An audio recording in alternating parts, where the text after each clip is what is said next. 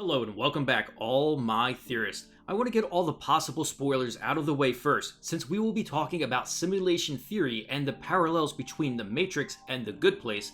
I assume everyone knows, heard of, or seen The Matrix, which is one of my favorite movies of all time. Seriously, it changed the game. It made us question reality. Welcome to the desert of the real. Then The Good Place, which was an amazing comedy, but the show goes on to ask some deeper questions about morality, existence, philosophy, time. So if you haven't seen it, then pause this video and go binge watch it on Netflix. If you don't like The Good Place, seriously. Fork off! Okay. Thanks, Eleanor. Now with that out of the way, I had an epiphany the other day when I saw this meme. The bad news is that I'm older than 40. The good news is that this meme made me realize, what if this is actually the bad place? Okay, that might be bad news too. What I'm getting at is, what if we are actually inside of a sophisticated simulation? Life is far from perfect. While it has its ups, it most definitely has had some crazy bad times in recent history we all had to live through. In fact, this was the basis of the simulation in The Matrix when Agent Smith was talking to Morpheus. Did you know that the first Matrix was designed to be a perfect human world where none suffered and everyone would be happy?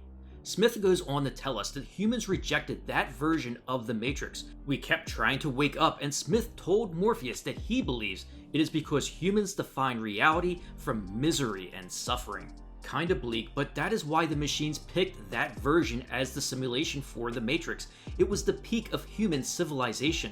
Humans were able to accept it and live out their lives oblivious to the program being pulled over their eyes. Since The Matrix came out, many have stated that it's the best documentary ever made. Millions of people started to subscribe to the idea, what if we are actually living inside of a simulation? You think that's air you're breathing now? While the movie The Matrix popularized this suggestion we are inside of a simulation, I actually believe that the brilliant series The Good Place scientifically nailed the process of how the perfect simulation could run. What is interesting is science also supports the idea that we could be in some type of simulation. At the 2011 Isaac Asimov Memorial Debate, Dr. James Gates has mentioned, you find out that buried in them are computer codes, just like the type that you find in a browser when you go surf the web. And so I'm left with the puzzle of trying to figure out whether I live in the Matrix or not. Wait, you're blowing my mind at this moment. The idea is, as we look deeper underneath it all, we start to find actual bits of code. What is interesting is Gates pointed out that such a simulation would mean reincarnation was possible.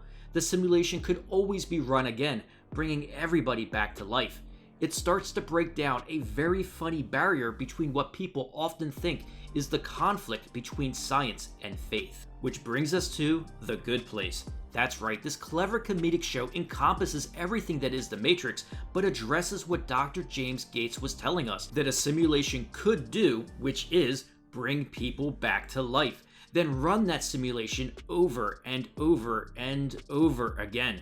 In fact, this show opens up far more possibilities of a legitimate simulation while having many parallels that existed in The Matrix, without the entire machine uprising. Who are you? I am the architect. I created the Matrix. Just like Michael. Hello, Janet. I'm Michael, a Good Place architect. He designed a reality, or as he said, fake reality to torture the four humans. So if Michael is the father of the simulation, then undoubtedly Janet would be the mother. Keep in mind, Janet is an intuitive mainframe program that builds the simulation that Michael, the architect, designs. I build and operate the neighborhood, but every aspect of the design is entirely up to you. She possesses the entire knowledge of the universe, and after each reboot becomes more advanced, even developing better understanding of humans, which allowed her to develop feelings for and marry Jason. Then we have to have Neo, or a better description would be an anomaly, who is none other than Eleanor. She was the wrench in Michael's perfect little world. No matter how many times Michael erased their memory and rebooted, she kept figuring out that this is the bad place. This is the bad place. This is the bad place. This is the bad place. The pen's getting angry. Michael counted on Chidi helping Eleanor, but the one thing he never predicted was that she in fact would actually change and get better each and every time. So Eleanor is a glitch in the code. She is the one. We even have a train in the good place that is the only way to get in and out of the reality they are in, much like how the Merovingian has a train to smuggle programs in and out of the Matrix. Why bring all this up? Why compare the Matrix to the good place? What if I told you that everyone in the movie The Matrix is already dead? The machines and the remarkable AI didn't end the world enslaving human civilization to use them as a battery, because the machines are not real. They are also a part of the simulation. So when Morpheus says, "Welcome to the desert of the real, we only have bits and pieces of information," the reason they only have bits and pieces of information is because Zion, the last human city on Earth, is just a constructed simulation like the neighborhood in The Good Place. The people of Zion weren't survivors of the apocalypse, they were placed there just like the 4 humans in The Good Place. The architect tells us that. After which you will be required to select from the Matrix 23 individuals, 16 female, 7 male, to rebuild Zion. And thus, the simulation repeats itself. Except there is a problem: choice. Neo wants to break the cycle and save Trinity, preventing the 7th Zion simulation from happening. So Neo does the unthinkable. He walks through the wrong door, messing everything up for the architect.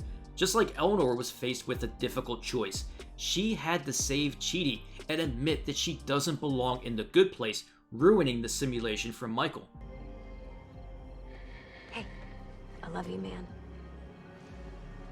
Michael, the problem in the neighborhood is me. I was brought to the good place by mistake. I'm not supposed to be here. The paradox is that door number 1 is a simulation rebooting the Matrix, and door number 2 is a simulation continuing the Matrix.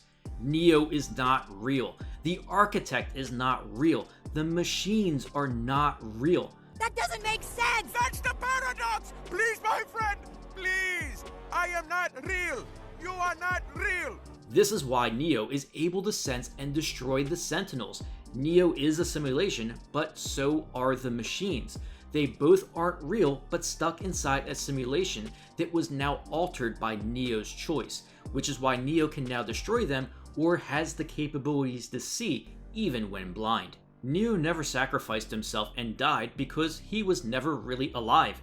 That is why Neo and Trinity can be reincarnated, because as Dr. James Gates told us, that is just a really funny part about being inside a simulation. Science and faith blend together. You can be reincarnated since you are a program and run over and over again. Ultimately, this is what happened to Eleanor, Chidi, Jason, and Tahani. Their memories were wiped in the afterlife simulation, and they were reincarnated in the human Earth simulation. They were able to be brought back to life because, well, they were never really alive, just part of an extremely elaborate program. So when Neo woke up and saw the fields for the first time, he was just passing from one simulation to the other.